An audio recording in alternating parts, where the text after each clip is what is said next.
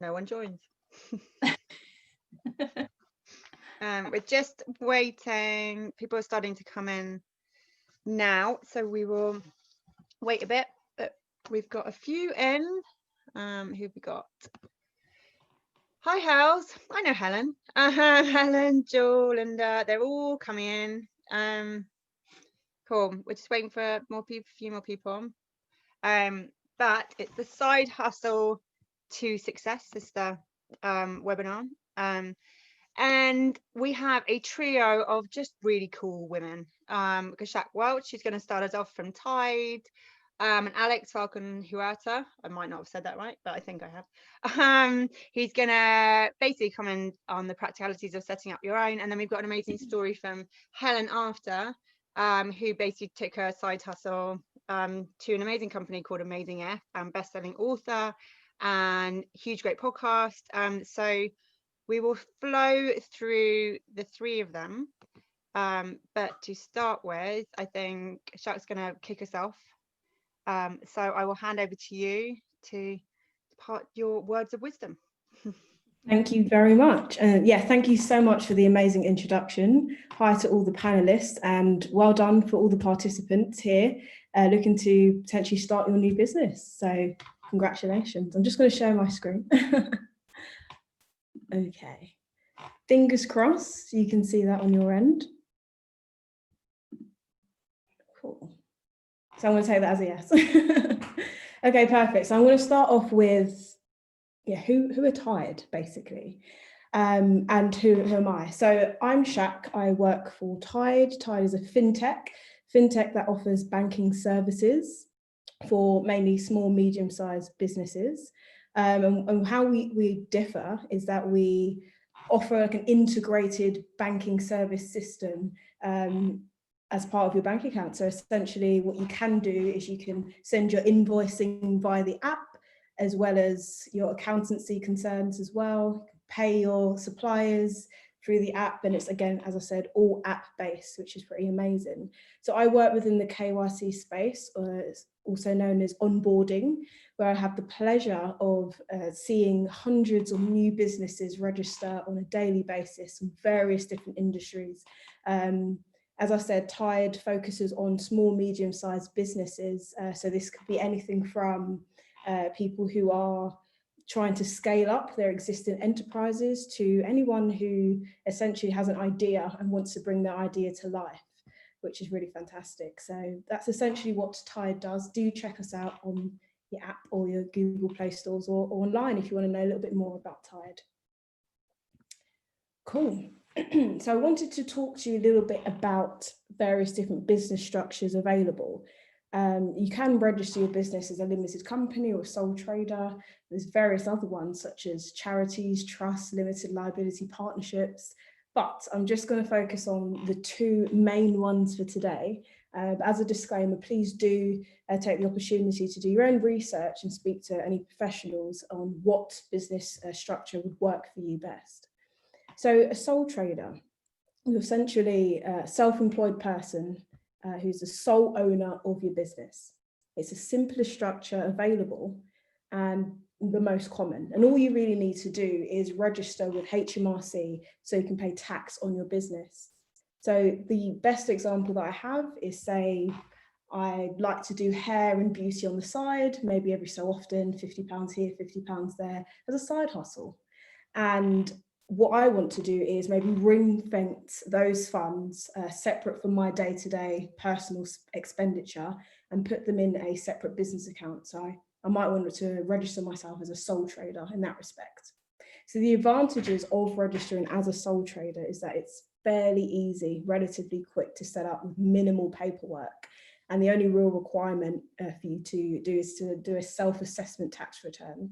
I will leave all accountancy and tax related questions to Alex, but that's essentially one of the greatest advantages. And there's greater privacy as well when you're registered as a sole trader, as your company's details and accountancy returns are not publicly available on Companies House. However, there are some disadvantages. So with a sole trader, you have unlimited liability, which essentially means that any debts that the business incurs are incurred by yourself personally, because you're not recognised as a separate UK entity, a separate entity by UK law.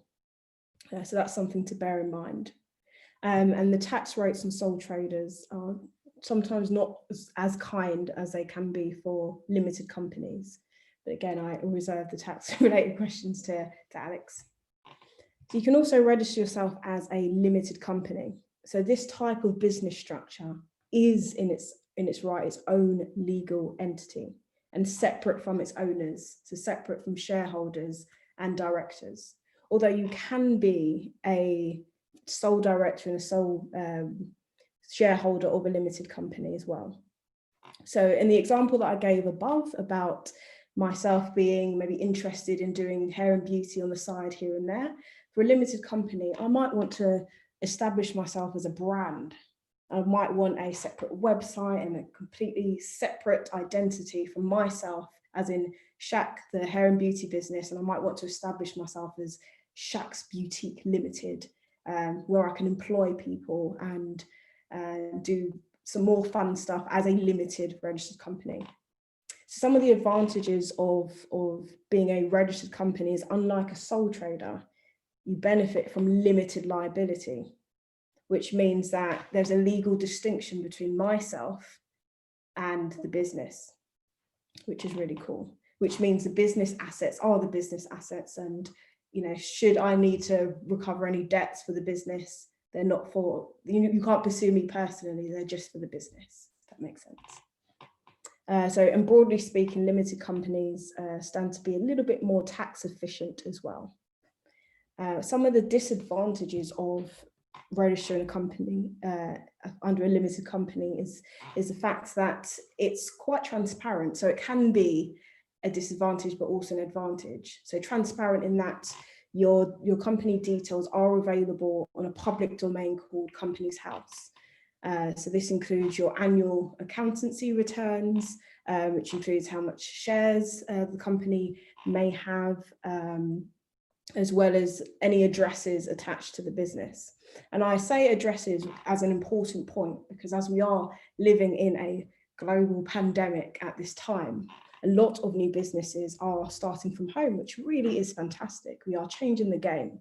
But this does mean that perhaps you're registering your business under your home address, which can, of course, be a little bit risky. So what some companies, especially Tide, do to potentially combat that is we do have an option where you could register your company under a virtual address.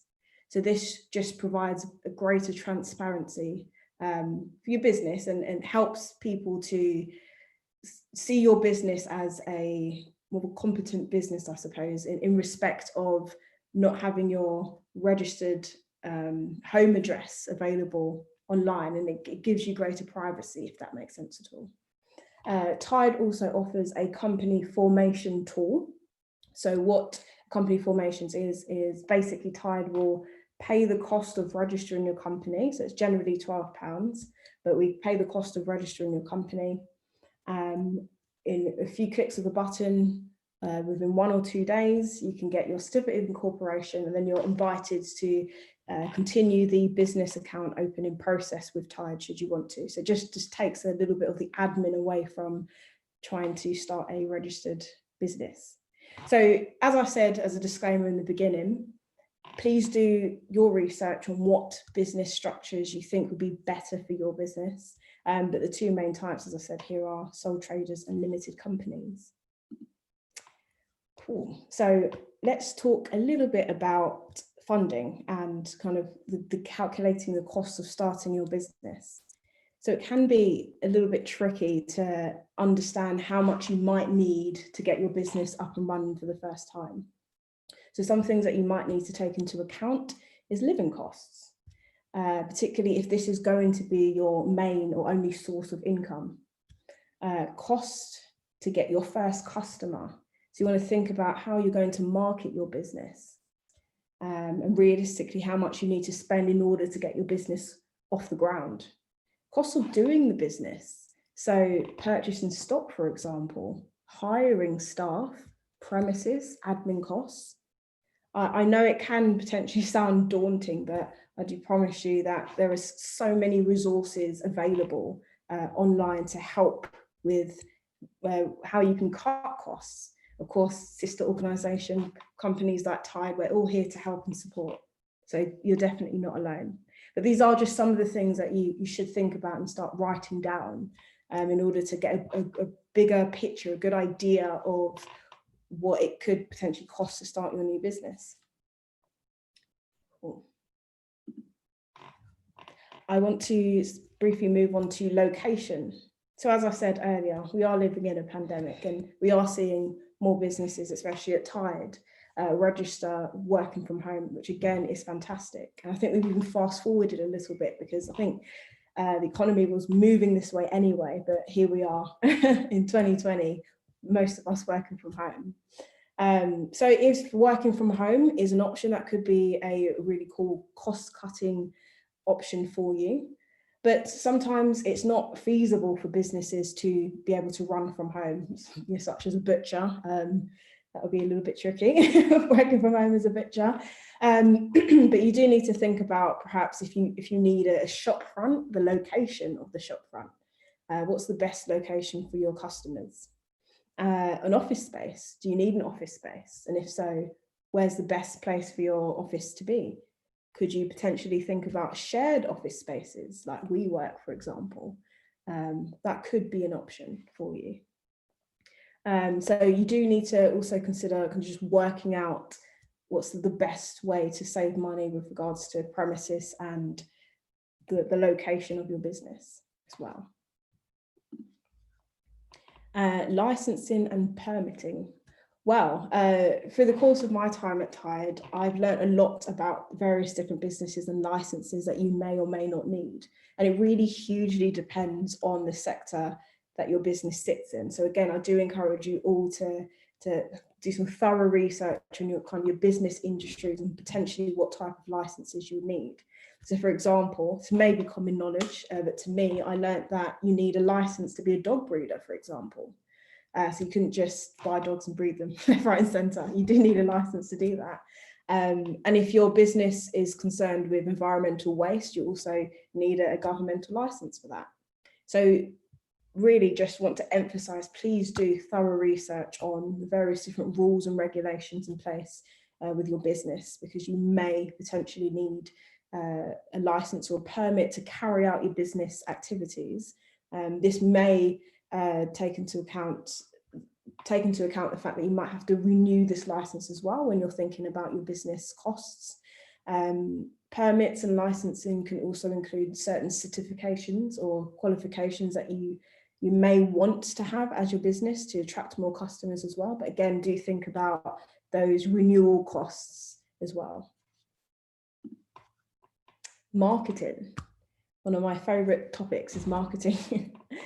creating a cool brand and letting people know what your business is about. It can be absolutely stressful. I do want to admit that, but it can also be really fun, because this is your opportunity to let people know why you differ from everyone else. Why should businesses choose your business over other ones? So creating a really interactive website, for example, could be the first and the best way for your customers to see you for the first time. Social media, very popular, various different social media streams such as Instagram, Twitter, Facebook, really cool pages for people to get a snapshot view of what your business is and what it does. And there's so many different tools, opportunities for you to interact with customers, get feedback on your products and how they're doing, maybe post competitions as well. Fantastic social media. And again, opportunity for you to really post out some quite engaging content as well. One thing I want to say as well is maybe you can think about creating a value or a mission statement. I spoke a little bit earlier about basically explaining what the difference between your business and why people should choose your business over anything else. And for me, as a consumer, I certainly do look to businesses who are passionate about customers and really want my custom over other businesses. So do think about how you can engage and show people what you're passionate about and what your business is about. So I also lastly wanted to end on support. And there's various different supports available. I do want to again give another shout out to Sistr, because it is a fantastic networking tool in order for you to gain different expertise with various different women across the business. Remember, you are not alone. Starting a business is definitely a huge step, but a step you don't have to do alone. I wanted to share kind of a personal view on this for myself, is that I often thought in the past that in order for you to create an idea or a business, you have to do it yourself. Otherwise, it's no longer your idea, but that's definitely not the case. Sometimes there are professionals in place to help you enhance your idea, or certainly provide perhaps suggestions of ways that you weren't thinking about in the beginning. So you definitely just use the people and the platforms available in order to get your business up and running. People do want to help, and people do have expertise to do so. With Tide, for example, we also host various different community events and webinars as well. Another opportunity to network with people and get to understand. You join these types of webinars and you can do Q&A sessions at the end, and you start to learn, oh, such and such is a caterer. Oh, I need a caterer. Or, you know, someone else is a marketing whiz. Oh, I'm just about to start a new business. I could really do with the expertise of a marketing whiz, for example. And just to mention Tide again, there are various different really cool features that Tide offers as part of their business banking platform, such as, you know, team cards, invoicing. We have a paid membership called Tide Plus, with again 24/7 support as well. So various different tools available. And again, thank you and well done for, you know, starting your first steps as potentially starting your new business. So thank you.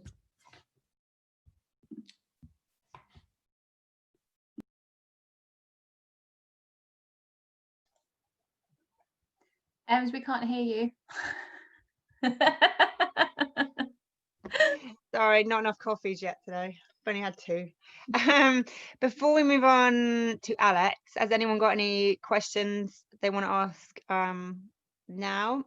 Or you can ask questions throughout, and we'll just come to them as we go along. Or we'll move on to Alex. Take us away. Very much. Hi everybody. Yeah, congratulations if you're starting a new business, same as what Shak was saying. It's really exciting times. So obviously I'm Alex from Soaring Falcon Accountancy. I'm just going to share my screen, so just bear with me a second. You can see that okay.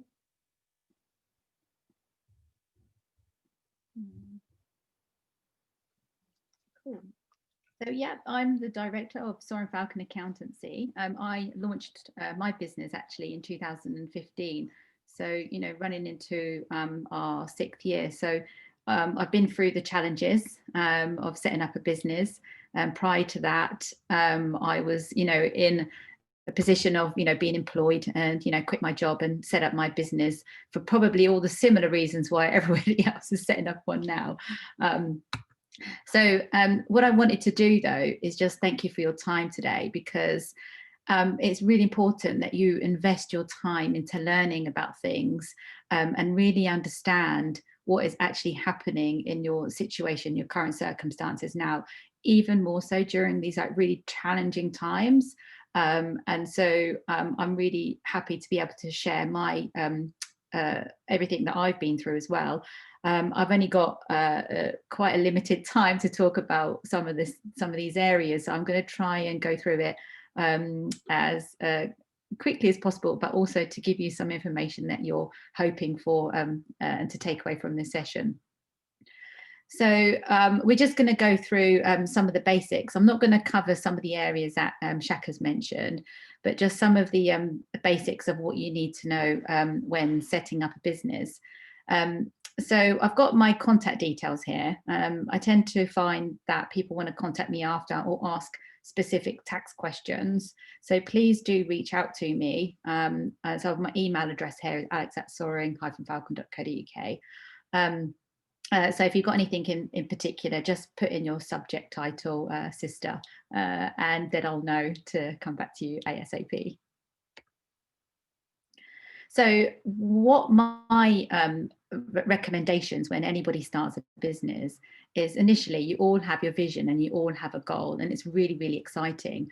And then basically, as you start to get involved in all of your everything that you want to sell or do, sometimes you can easily get carried away with actually why you're doing some of these things in the first place. So what I found really helpful is to actually start documenting everything, because essentially you'll keep track of your actual vision and your goal. And one of the things I'm going to talk to you about is actually things like your budget and your cash flow, because again, because people are so passionate about their focus on their business, it's easy for you to go, oh right, I'm going to do that, and then forget about how much you spent and how much it's actually cost you. So some of the things that I'm going to talk to you about is really about keeping track. So just moving on to deciding whether or not you want to be a sole trader or limited company. So Shak talked about obviously the differences between a sole trader and being limited. So I'm just going to go into a little bit more about being a sole trader and a limited company, a bit more detail here. So being a sole trader, that you do have different tax rates and you do pay a little bit higher when you're a sole trader, but it also depends on the types of profits that you're making. And so if, say, for example, you've got, say, like £5,000 or £10,000 profit, so that's your income less all your expenses, then usually we kind of guide people to being a sole trader. But every single business is so different. And with your goals and your vision, essentially a business plan or any projections, we would make a decision as an advisor whether or not you should actually be a sole trader or a limited company from the very, very beginning. And in some cases, for example, being limited, because it's a separate legal entity, so you have yourself as a sole trader or an individual, and then you have a limited company, which is a separate legal entity. Everything that you do and everything that you transact all becomes the limited company. And so that's why you'll hear people talking about dividends and salary, because if you're a limited company, the only way to extract funds from a limited company is by taking a salary and dividends, because you own your own company, you're employed by your own company. And so because people are in different circumstances, it is quite important to seek guidance or just chat to an accountant or myself about what is best and what is right for you. Another example around deciding is if you're a business and you're selling to another business, essentially you might be better off just being limited straight away for various reasons, like you look bigger than what you are, you're more protected, you're essentially not you're protecting like your home because it's then under a limited brand, rather than a sole trader where it's everything, you are the actual business. So ideally, depending on your situation, it's just worth just reaching out just to cover what your situation is around your business, so that we can guide you in the right direction, or an advisor can just guide you on where to go and where to start from the very, very beginning. So at the very, very early stages of a business, there's one important thing that essentially you will need to do, and that is to register with HMRC. One of the things that I really recommend even to clients is to go onto HMRC. You can even just Google register with HMRC and taxes. I'm just going to come off this slide a second, because I've just gone onto a link here and I just said, just register with HMRC, and then this page comes up. So if I scroll down, it gives you different options. And so essentially what you'd want to do is just create a personal tax, or if you've got a limited company already, you can then click on the set up a limited company. That's if you've already registered with a limited company. So HMRC will send you various, sorry, don't just go back onto present. HMRC will send you various codes once you've actually registered. And because everything is done online now, what I highly recommend is that once you've got all of your references and you've registered for self-assessment or VAT or payroll, or 9 times out of 10, the advisor has done it for you, is to then basically create your own HMRC account, because that way you have access to all of your data. So as an accountant, I've got what they call an agent account, and I've got access to your data if you've given me permission to do so. But if you have got your own HMRC account, it's going to be so much easier for you to have that visibility. So make sure you have access to your self-assessment, because then you'll be able to check your tax payments and when they're due. At the moment, with COVID, HMRC have literally changed payment dates and offered payment plans.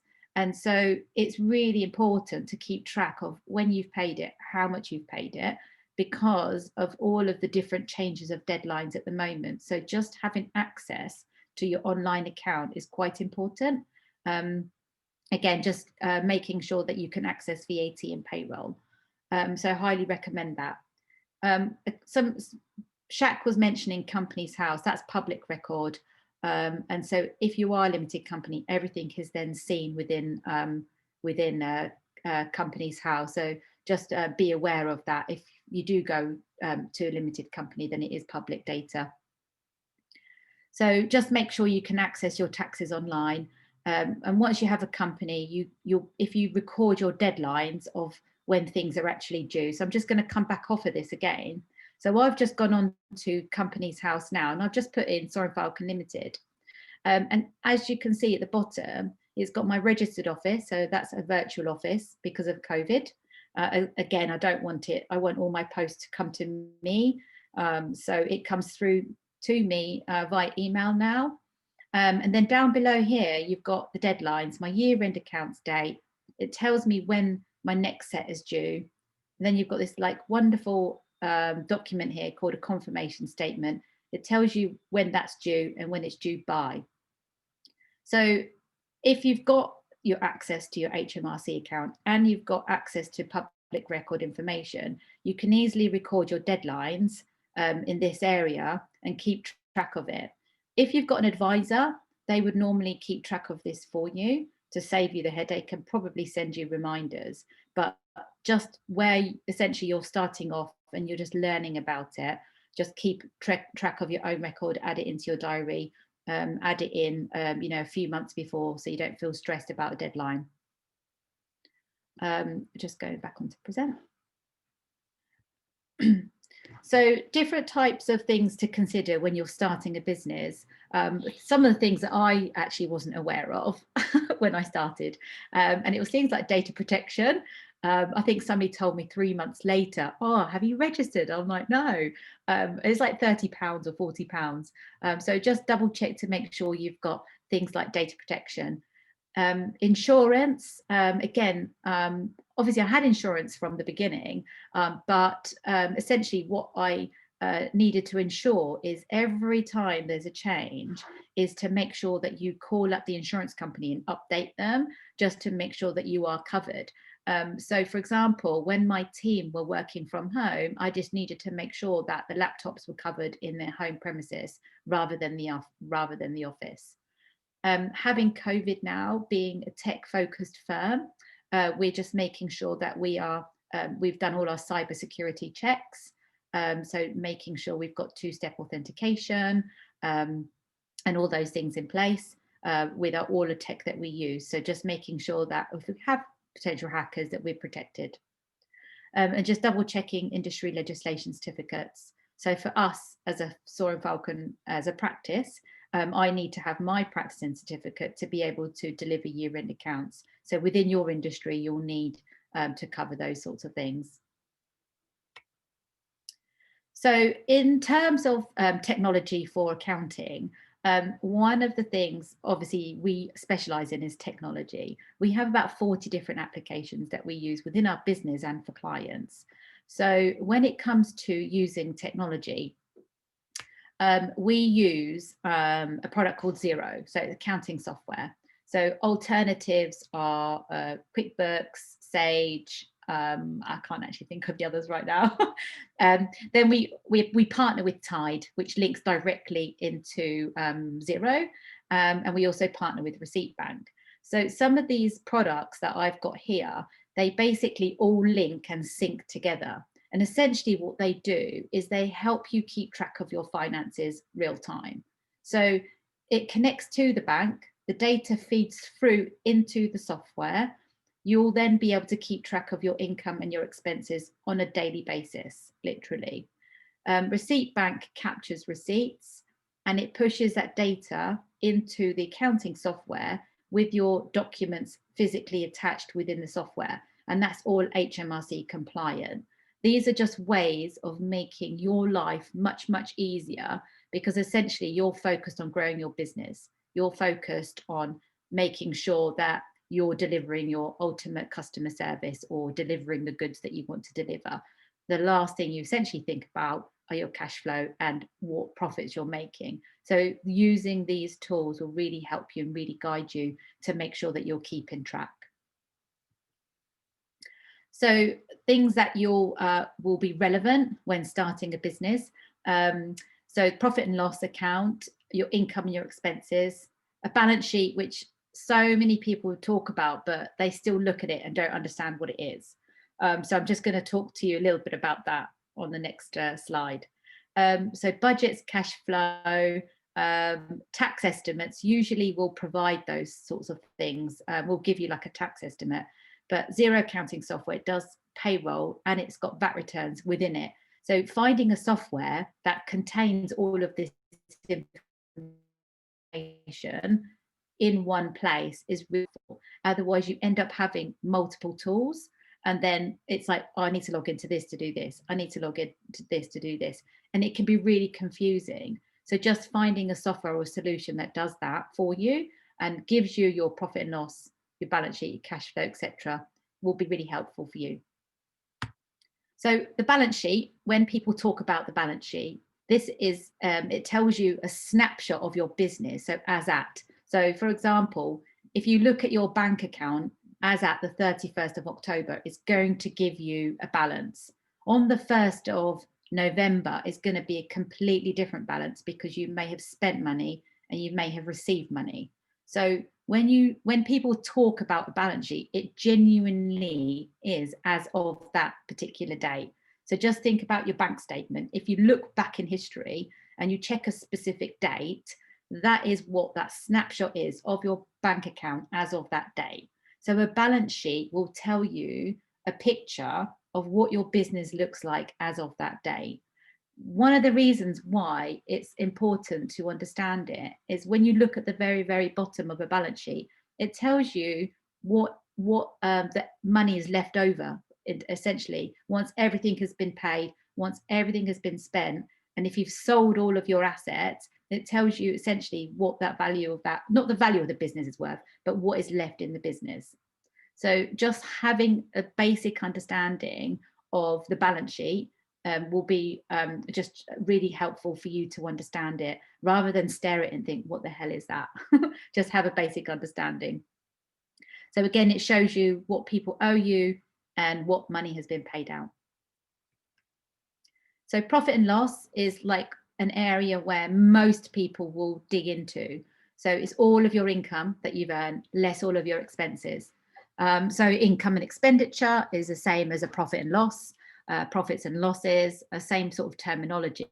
So it's just understanding that when you go into the software, or if you keep a spreadsheet, that you keep track of all of your expenses And if you have a budget, essentially just making sure that you've got your budget as well, so that you can keep track, similar to what I was saying at the beginning, understand and know what your visions and your goals are, and just keep track against your income and your expenses. Because essentially, as soon as you start going off track, then that's when it becomes dangerous. I know if I had to tell you what I spent last week, I would have to go back into my accounts and just double check it. If I've gone out to dinner, I might have gone out to dinner 4 or 5 times this month. I wouldn't be able to tell you how much I spent. I'd have to go back and track it. We just, human nature, we just forget, you know, where we've bought clothes or whatever. Same as a business. If you keep track, you're more inclined to be more confident, be in control of the decisions that you make for your actual business itself. So one of the key questions we get asked, do I need an accountant? What is your worth, time and value? Like anything, of course, I'm going to say you need an accountant. I'm a skilled accountant, is what I do. But essentially, I wouldn't go and fix my own car. I wouldn't go and build my own house. There are certain elements of some things that I would do. I'd fill it up with water. I'd get fuel, but I wouldn't go and physically fix the engine. So I think there are certain things at the very beginning of a business that you can do yourself, but ultimately it's about understanding where you want to take the business. How serious are you with this business? Because that advisor has worked with hundreds of people, hundreds of businesses, from startups to, like, I work with companies with, you know, over £10 million turnovers and plus. So I can see the journey and experience of what they've been through. I'm more likely to be able to give you the advice on where you are now, where you're going to go through, where you want to be in the future, and I can guide you through those processes. So just things about, just bearing in mind things like compliance and deadlines, just keeping track of your VAT, PAYE, corporation tax self-assessment. There's lots to consider. So just have that all documented on one sheet with all your deadlines. Keep track of those things in your diary so you don't get mixed up with when things are due. Again, the advisor would normally track through these things, but when you've got one company, you know your deadlines, just keep track of those in your diary. So on Companies House, they've got company accounts. And then if you've got your login details for your HMRC, it's going to also tell you what your deadlines are in there. So how much should you pay for an accountant? If you Google cheap accountant, or if you Google cheap something, there's always a cheap option. But it just really does come down to skills and where you want to be, as I mentioned before. Obviously, I'm in a situation where, you know, I'm going to give you advice around, coming to us and giving you advice, but that's not what this is about. Genuinely, it's really important that you do get and seek advice really early on, even if you just have an hour session. I'm happy to give, you know, an hour session on your business, so I can give you a bit of learning and understanding about where or what an accountant essentially would offer. It's not just about accounting, it's also about advice as well. So just some of the things I thought will be relevant to you. It's just about bootstrapping of funding, just keeping track of your cash flow, just thinking about remote working, today's life balance and agile working. We've obviously got that option. So just ensure that you're building that business about what you want to do, where you want to be. Just have the flexibility when you grow your business to be open-minded and trusting, because these are key things that I've learned in my business as I've grown it. Just I put you know, GSD attitude and work ethic, and set your standards and stick to it. Just have your processes and your workflows in place, keep on top of your deadlines, and keep achieving your goals, and give yourself a break every now and then. It's really hard at the beginning, and you know, most of us really fully understand, you know, your pains and your growing points, but also we can help you achieve it and be there when you have your successes as well. One of the things that I launched this year during COVID is my own book, Secrets of Business for Young Entrepreneurs. So again, if you want some really awesome tips about growing your business, then here's an awesome book that I wrote.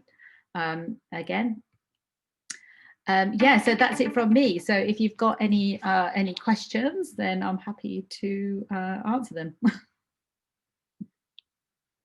I'll mute myself. Thank you, Alex. That was awesome there. Helen's not that Helen, not Helen Tupper, not Helen. She's a coach and looking to shift the business model. Hang on, where have you gone? Business model into business development with coaching and thinking about whether now is a good time to create a company rather than sole trader, and wondered how best should do it. Probably Alex. Yeah, Alex, Shak, any? Alex, do you want to answer that one? Sorry, No, so I sorry. was just reading the question because I missed that first part. So, so your coaching looking to go into shift the business model into business development with coaching. So again, it really depends on the type of income and who you're selling it to. So if you're selling it business to business, then essentially it's probably better to be a limited company. It depends on the income as well. So if there's kind of low income and you're looking to scale it and grow it, then ideally it's better to be in a limited company from the very, very beginning, because you don't want to then make changes later on from a sole trader to a limited company. The tax levels are obviously a little bit different in a limited company. You pay less in a limited company, but then if you are scaling it quickly and you extract dividends, then being a high rate taxpayer, you just need to bear in mind that it's 32.5%. And so it really depends really what your profits are going to be. But again, I'm happy to have more detailed chats. Obviously hard to talk about income and expenses and what your personal circumstances are on a webinar. So I'm happy to speak to you about it. Cool. Shak, have you got anything you want to add? Honestly, no, Alex covered it all, other than the fact that there is some online tools as well from the government website, which I will post in the chat for you, Helen. So do check that out as well. Yeah, we'll be emailing out the tip sheets and everyone's details after this. So don't feel like you have to panically try and write everything down as it goes on. And this whole webinar will go up on YouTube, so you can just relax. Well, do you know what? If there's no more questions for Alex or Shak now, we're going to move on to Helen, who's got an amazing story. And I've noticed this year a lot of people thinking about their side hustles more, and side hustles that people have had for years and years and years, and thought, well, that would be fun to do, but haven't really got around to doing it or taking the leap. And I think the fire has been put under a lot of women's, this in the last 7 months, to go, do you know what, you've got one life, let's go for it. And you did that, Helen. So do you want to tell us your squiggly career story? Career story, yeah, absolutely. Ask questions, everybody, as I'm going, because I'm still squiggling. So where did what I do now, which is run my business Amazing If, I'm CEO of that business full time, where did that start from? It started in 2012. So in 2012, I was working for Virgin at Virgin's head office in London, and I was head of marketing. And I had absolutely no desire to start a business. Like, I really like working in big companies. I had made my career to that point of working in big companies like BP and Procter & Gamble and Eon. That had been my CV, and I loved it. I loved working in those big companies. But I was starting to work out what I was good at and what I was really passionate about, and that wasn't always the thing that I was spending all my time on in my day job. And so I was starting to realize that the thing that I really loved doing in these big companies was developing people, was being a manager. And I just wanted to manage bigger and bigger teams and help more and more people to be at their best at work. But I also had to do some marketing, because that was sort of what I was paid for. So I was doing these marketing roles in these companies, and then basically trying to mentor everybody I could and choose jobs where I got to manage more people so I could help more people. And I was talking to a friend and that I'd gone to university with, a lady called Sarah Ellis, and she worked for Sainsbury's at Sainsbury's head office, and she worked in corporate social responsibility. And we'd gone to university, now it's over 20 years ago that we met at university. And even Sarah and I are really different. We're friends, but we're really different. She's this introvert who really likes sport and reflection, and I'm an extrovert who likes action and shopping. We are very, very different people, and we weren't really friends at university because we'd always be doing different things and in our own little ways. But the thing that even then, 20 years ago, the thing that we shared was we were geekily interested in work. We did this business management degree, and we just had a passion. We would read the things that were on our course because we were genuinely interested in them, not because they told us that we had to like pass an exam. And so our friendship formed around this kind of slightly geeky interest in work. And back in 2012, when I was at Virgin and she was at Sainsbury's, we were like reflecting on our careers since university and what had happened and where they were.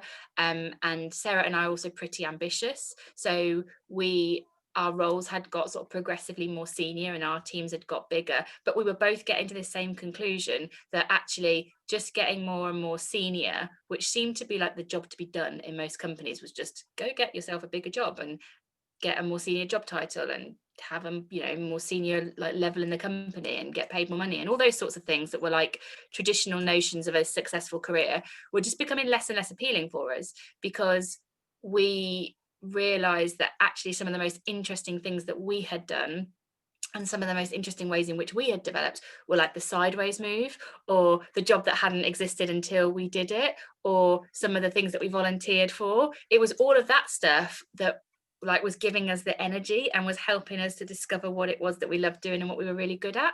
And so we kind of came up with this notion of the fact that our career didn't look like a ladder anymore, and that the ladder wasn't that interesting for us anymore, and that actually our career, which had been full of much more change and actually had been more exciting than we had possibly expected, was actually much more squiggly. We came up with this kind of squiggly career concept.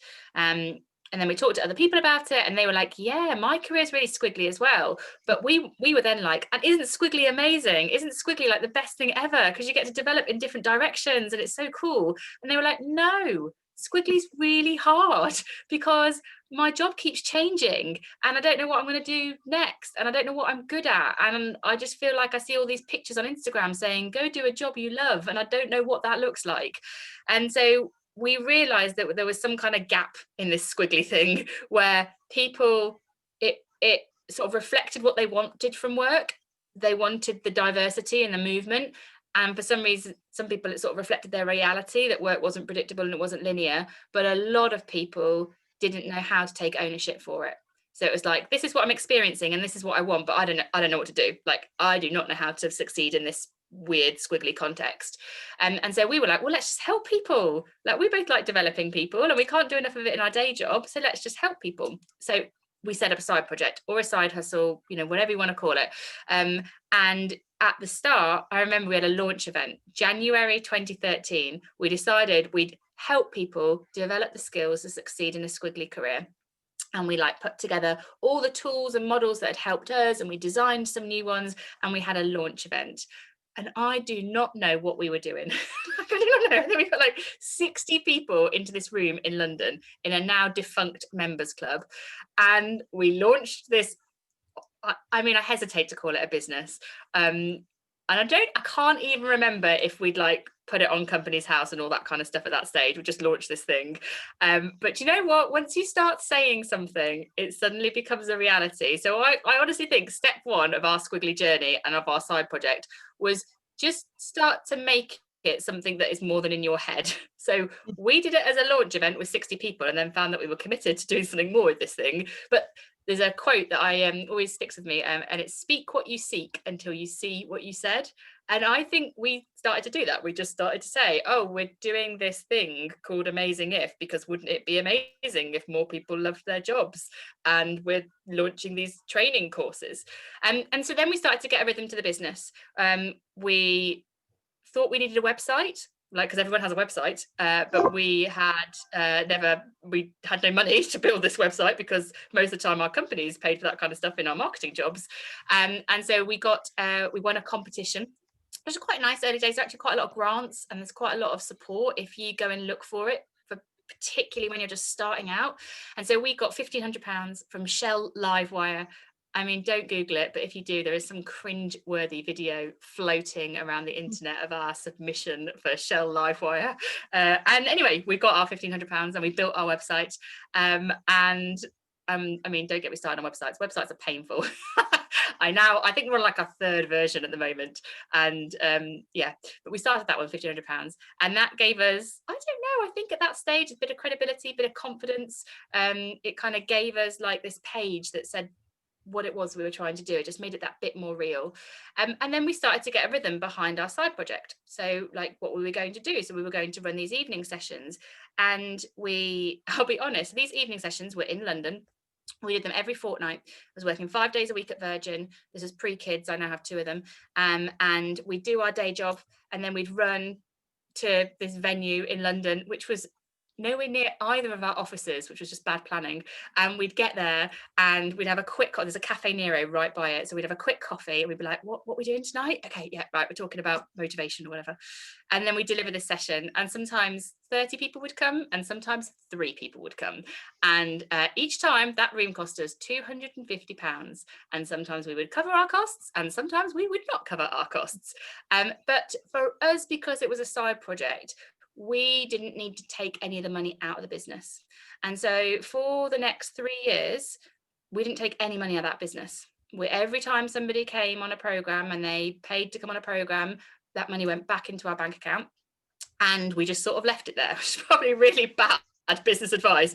But we were a bit scared because we had our day jobs that we were taxed in, and that, you know, that all seemed to go through a company payroll. We didn't really know what to do with this other thing and how much we'd get taxed. So we just sort of left it there, which reflection number 2, if reflection number 1 was just make this thing as real as you can to get it started, reflection number 2 was building up a surplus was very helpful when we wanted to scale. So I didn't know it at the time, because this would be about 2014 now. It didn't become my full-time job till 2018, but that surplus became my runway for scale, because it became the thing that helped me to transition from a corporate salary to running my own business salary. So anyway, it just kept ticking over. So if you don't need to draw on it and you have any intention of it becoming your thing in the future, and you're going to have to compensate for a corporate salary, building up a surplus, super helpful. So anyway, it started to scale. People started to go into their companies and say, oh, I was on this course last night, you should now get these people into your company. And then I had to take my holiday. So I had to use my holiday from Virgin to go and deliver these courses for other people. Virgin were pretty supportive because it's an entrepreneurial place, so I could be quite transparent about it. At one point I had to buy holiday. So I had to buy holiday from the company that I did my day job in to go and do another job. And, you know, that kind of happened for a while. I loved doing it. It was a passion project that started to be profitable. It was helping me in my day job become a better manager because of the conversations that I was having and the experience that I was getting. It became a bit challenging at times because I had children. And so like the most challenging time was my first child, Henry. I studied an MBA with my first child whilst doing a 5-day-a-week job for Virgin and launching a new business for them, and this side project. That was madness. That was unplanned madness, and it was really, really hard. But you know, I got my way through that, which I think is another learning, that if you're going to have a side hustle on top of something else you're already doing, it will ebb and flow, and there'll be times when lots of plates will be spinning, and the most important thing for you is to look after yourself and to have a good support system. That is what I learned through that. Like, sleep. don't neglect looking after yourself, and make sure that you've got the support systems you need around you, because when all those plates are spinning, it feels hard. And then it basically just got bigger on its own. I went from Virgin to go and work for Microsoft. I joined Microsoft actually pregnant. I joined Microsoft pregnant with my second baby, but very open about, if you buy Helen Tupper, you also buy this side project that's becoming a bigger part of me and what I do. And so I could be really open about that's what they were taking on if they took me on. I didn't feel like I had to hide that. And again, actually, my intent was not to scale this side project. I loved doing it, and I loved my corporate career, but it just got bigger. It got bigger and bigger. Mentioned the podcast. We had this podcast that we were doing. The work with clients was increasing. We got a book deal, and there was a crunch point for me of going, I don't think I can spin all these plates anymore. Like the mum of 2 children, this side project that's now quite big, and this 5-day-a-week job for Microsoft. And also when I look at my options through the lens of my values, which is something that we talk about as being a really important thing, like a compass for you in your career, like knowing what motivates and drives you. And when I look through my career decisions, staying and growing at Microsoft or going and growing my own business through my values, which are freedom, growth, energy and achievement, it was my business that was really lighting me up. And so I decided to take the leap. I decided to leave corporate life, this career that I'd built up, that I loved doing, that I'd been successful in, and go into this very unknown world of running my own business full time. My parents had never run, my parents had safe, stable jobs. You know, I didn't know people. I was not an entrepreneur. I don't even think I'm an entrepreneur now. But I was really practical about it. So I worked out, you know, what were my costs going to be? I looked at that bank account, that little balance that we'd amassed, and I worked out, I was like, okay, I've got 6 months. I can pay my mortgage, I can pay my childcare, I can go at this for 6 months. And if I can't turn revenue in that time, that means I can keep this business going, then I'll just go back and do what I was doing in marketing, which I liked doing, and I might not be able to go straight back into the same level, but I was confident I could get myself back to it. And so I took the leap, and my business partner was a bit like, what are you doing? Like, we always thought that if anyone ever did it, she would go first. But it was the right time, it was the right thing for me to do, and I leapt. And then honestly, it just, as soon as I started giving it all my energy, because I'd been giving it a slither, really. I'd been giving it nights and the odd hour in the morning when I wasn't, you know, stuck my kids in front of Paw Patrol or whatever it was doing. I'd been giving it a slither of me. And once I gave it all of me, it really started to grow. And I had to change my networks from like a marketing network to, you know, now for me, it's more of a learning and development network. I had to think about the team that I built around me, because I started to realize I couldn't do everything now. And then I gave my business partner the confidence to come into the business full time too. And so she joined full time from 2019. And since then, yeah, it's kind of what we do. I love doing it. It's not easy. This year has been hard and amazing in equal measure, because when you run your own business and something as significant as this year suddenly makes you stop in your tracks and realize, oh my gosh, this will not work if we keep doing what we've done to this point, and you have to pivot really quickly. But also it's amazing because you can do that because it's your own business, and you don't have to go through lots of process and sign off and bureaucracy. You can just experiment and try it out and adapt, and that's what we've done, and it's working for us. And I still make lots of mistakes. So Alex, this year I forgot the deadline of my confirmation statement. We've had some very strong letters from HMRC or whoever sends you it saying we're going to shut your business down, and I was like, still making mistakes, good to know. So yeah, still learning, still doing things wrong, doing enough things right that it's all going in the right direction. But I guess that's my journey. I don't know if you can learn from it, but I'm still learning from it. But that's what's happened so far. No, massively. And I love the really believe that whole, once you start talking about an idea, I always say that. People say, how did you start?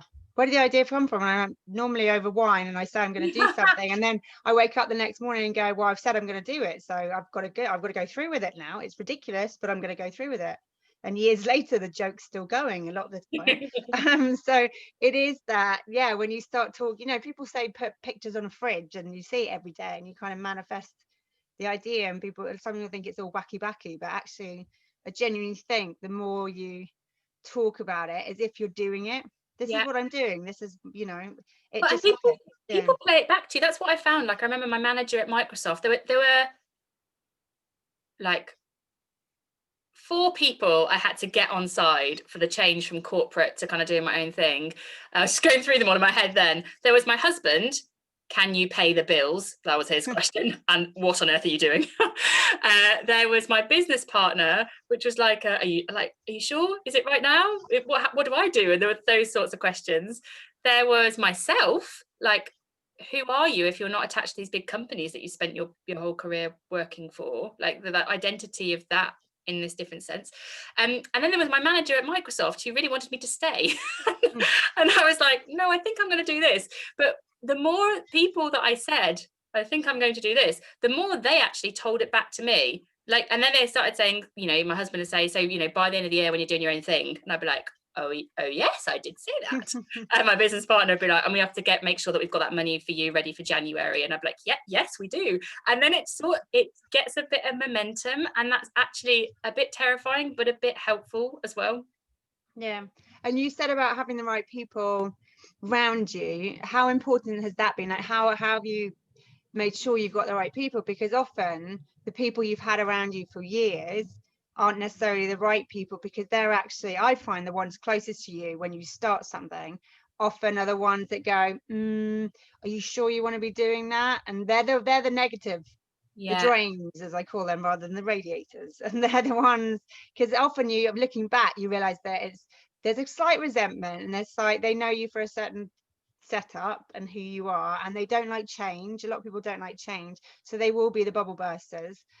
So how have you found kind of getting the right people and sort of being able to see you've got your great friends from school maybe who might not get what you're doing, and that kind of thing? My network looks really, really different. And for context, network is like another one of our 5 skills in Squiggly Career, and we call it people helping people. So network sometimes puts people off as a word, but think of it as people helping people, like the community of people that are around your career.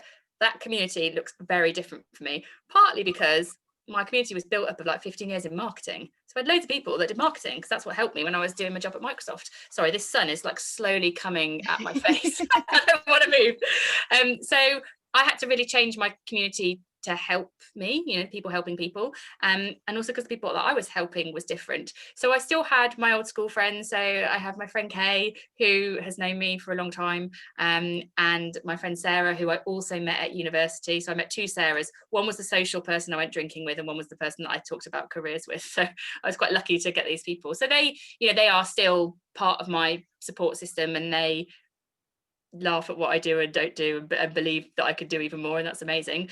But actually, what I have tried to develop is sort of like an ecosystem of people around me, and that ecosystem, some of it's like capability based. So I can't do everything in my business, and there's some things that I'm not very good at, and where I would have had a team of people before in my company, I have to kind of draw on those people now. So we have a podcast. I can't produce podcasts. I talk on one, but I have a team that work on the podcast, and we have worked with them since we started the podcast. That's 2017. We have amazing support in our business that helps me to remember all the stuff that I forget to do because I'm rubbish at attention to detail.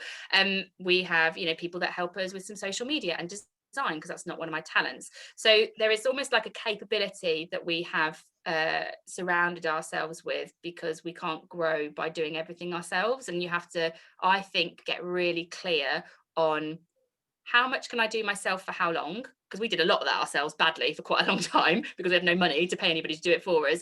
And if I can get a bit of money, where would I invest it first in those capabilities? Like, which would be the thing that would help me to grow the most first? I think they're useful questions. So now we still ask us that question. We're like, what's the capability we're missing at the moment, and how much money do we need to have so that we can invest in that to keep us growing? So there's that bit, and then there's we also have an ecosystem of people that are connected to our mission. So Shak, when you talked about what's like the mission of the business or the purpose, and again, they're really big words, but for us, we want to make work and careers better for everybody, and we recognize that is massive, and that we are not the only people who want to do that. And we are much more in the vein of collaborating than competing. Like, I don't want to try and compete with other people that are doing that. I want to know them, and I want to grow with them, and I want to connect with them, and I want to work out what they do brilliantly and what we do brilliantly, and work out how we can come together to make work and careers better for everybody. So I've just tried to build an ecosystem of people helping people who are connected to connected to the mission, because that helps me to learn and grow. And like, I love seeing what they're doing, and people like Sistr and people like other communities that are in this space. I think it's much the way that we can connect and help each other to grow is the thing that makes me really excited. But that group of people looks so different from the one that I had back in Microsoft or back in Virgin. Yeah, and it's having different people for different things, isn't it? I think a lot of people kind of expect too much from one person, or from you've got 5 friends and you expect them to tick every single as a group. You're kind of in this echo chamber, aren't you? So you need different people for different things, and don't expect all the groups to understand the other groups. And I think the thing I found really helpful as well is having a bit of tough love, so we have a couple of WhatsApp groups. I'll be really honest. There's a WhatsApp group with somebody called Bruce Daisley. Bruce has a podcast called Eat, Sleep, Work, Repeat. He used to be the VP at Twitter, and he's like a joint mentor. Helen's like, love him. Me too. I can't wait till I tell you this. So Bruce is a joint mentor for Sarah and I, and we have this WhatsApp group with him. And he is so direct with his feedback in a way that lots of other people aren't. So we're we're doing a TED talk in February, and we recorded our TED talk and we sent it to him, and he was like, can I be really honest? I think you're better than this. I think you should look at it again. Now, lots of other people had given us like feedback around, this is good, this could be better, but he tells us when it's good, and he tells us when he thinks we can do better, and he helps us to grow because he believes in us. And I think, as well as having, you know, I mentioned like the people from school, they like laugh at what I do and love what I do and believe me, but it's also nice to have some people that are quite different to that give you the hard messages. Yeah, you need the tough love, definitely. Yeah, find those people. They're uncomfortable people, so you might avoid them, but don't embrace uncomfortable people who give you tough love. Yeah, that's like all my girlfriends, they stay away from me when they want to know about their boyfriends and stuff, because they now go, he's an arse. Everyone else go, he's really nice. Don't go near Emma, because she'll just tell you to step away. So you need it though, don't you? You need it. Exactly. The other Emma knows this. Yeah, we all need that in our lives.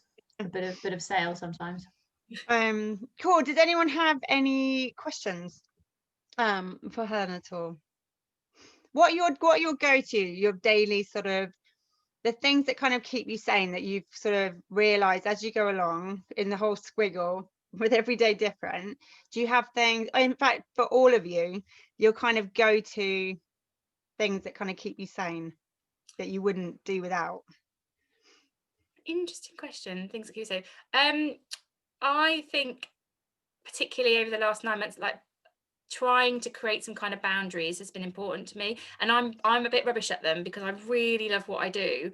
And so I could justify working on my business all the time quite easily. Like I'd be like, yeah, but I love what I do, and I could justify it, but actually I recognize that working doesn't work. Like at some point you get tired and you don't do a great job, and also I don't think you set a brilliant example to others. So for me, the thing that helps me to stay sane is like some kind of form of like exercise is something that I have got really into actually in the last 9 months, because it's given me a boundary from my work day to my home day. So I try and like clock off, do a bit of exercise, then go sort my kids out, and then if I do want to do a bit of work later, I can. But that keeps me sane. And I think if I hadn't, you know, whether it's going for a walk or, you know, whatever it is you do, but for me, running my own business, and particularly the 9 months where all that's blurred in, I haven't got a commute to break up my day, having some kind of boundary has been something that's meant that I've stayed healthy-ish, but also had a bit of perspective. Like it's not blurred so much that I think could be a bit damaging, because you just never switch off. You never have that break. Yeah. All right, Alex, what are your things other than booking flights to Bali? That's what I wanted to do. It's similar to Helen really. When lockdown hit, can you imagine, like I was like leading like my team and my clients through the pandemic to make sure that everyone had access to everything. So we were working about 10-15 hours a day initially, so it was really hard and really challenging. But then even before COVID, I did get to a point where I was working so much because I was so driven. I wanted to hit all my goals and I wasn't getting there quick enough. And then I got to a situation where I was just so tired. And then I recognized that if I don't sort this out soon, I'm just gonna end up being really ill.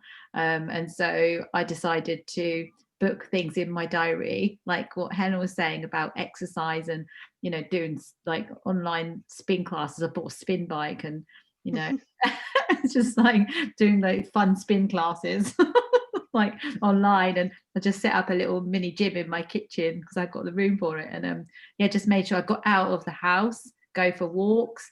I bought a paddle board.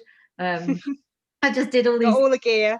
Stuff, and I think one of the key things actually was like doing all this stuff, but doing something that you're not used to doing. So I started doing squash and tennis lessons, because what I found, right, and the reason why is because it's on my doorstep, but also because it was actually like keeping my mind off of my work, because they were teaching me and I was doing something else and I'm learning something else. And that way I'm like really focused on, oh man, I need to get this right, rather than, oh, I need to do a tax return today or something. And that's why, so to me, it's like learning something new outside of your work or fitness, so that you can just not think about work during that time, to switch off, because that's the bit I found really challenging. Can I just pick up on that point a little, just really quickly, that actually the best kind of research is something called, the rest is called active rest. And so if you imagine a spectrum where you've got, and sorry I'm going really dark, the light's really weird in this room, but imagine a spectrum where you've got rest on one side, so i.e. sleep, you do nothing, and then rest less on the other side, where you're like scrolling and doing everything, and you're kind of like, you know, trying to do 101 things.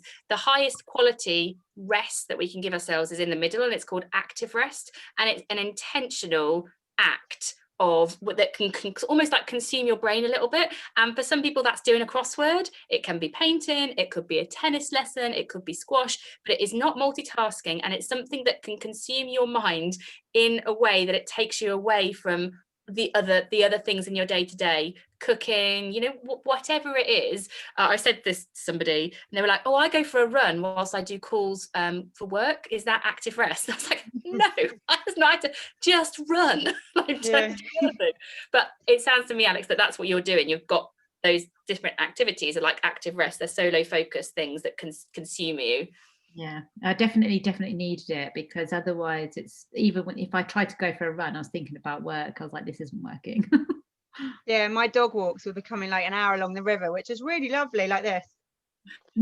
On my hand, I'd get home and go, I haven't put my phone down for an hour. I've had a really lovely dog walk, but I've been like,